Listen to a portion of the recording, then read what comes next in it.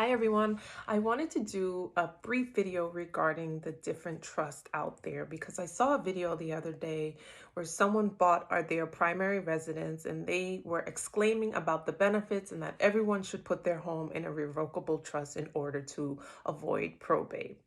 Yes, that's partially true, but that depends on the goals of the client. And there's different trust out there depending on the goals and the dynamics of the client. So I just want you to let you know that there's no one size fits all for every client. A revocable trust may be a good asset protection vehicle to a certain extent because it gives the grantor the flexibility to change their mind regarding the trust instructions, but it may not be the best thing depending on what's going on, depending on the scenario.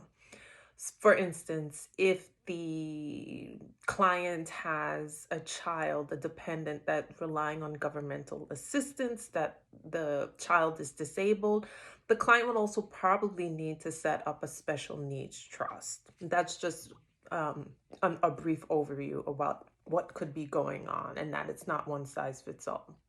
Secondly, an irrevocable trust comes into play as a Medicaid asset protection vehicle.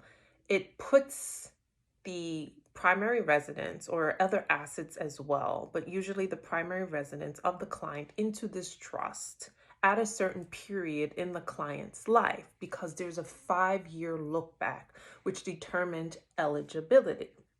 Yes, Medicaid looks back 5 years to see the amount of assets a client may have in order to determine whether or not it will give this client Medicaid. It's a means-tested approach to determine eligibility because I guess the government sees it as they don't want people relying on Medicaid who have $30 million in assets and liquidity qualifying for state and governmental aid. It makes sense. So with an irrevocable trust, the client will need to begin planning earlier because there's a 5-year look back where the government will look back, which is 360 months, 5 years, to see if this client has had any assets that make the client ineligible to receive Medicaid.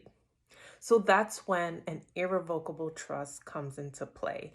And I'll repeat, to determine eligibility, Medicaid will look at your assets and the value of their assets. And if they're above a certain amount, Medicaid may disqualify a person from receiving Medicaid assets because, again, the government doesn't want people who have too many assets relying on state and governmental aid.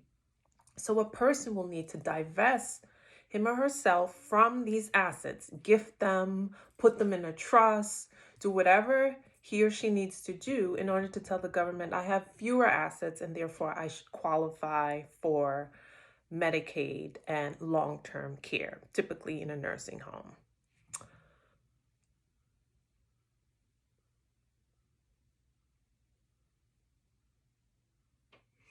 Just because someone has a residence of a certain value does not mean that disqualifies them from receiving Medicaid.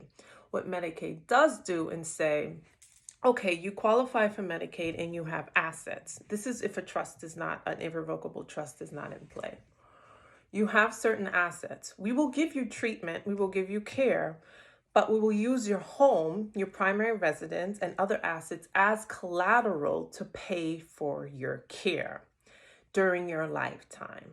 And what Medicaid then does is put a lien on those properties as collateral in exchange for your care.